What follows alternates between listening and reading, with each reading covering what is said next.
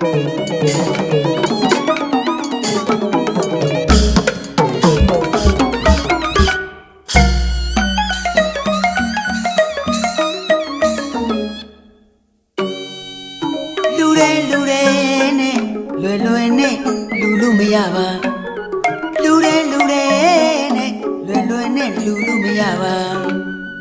ေရနာရှိမှ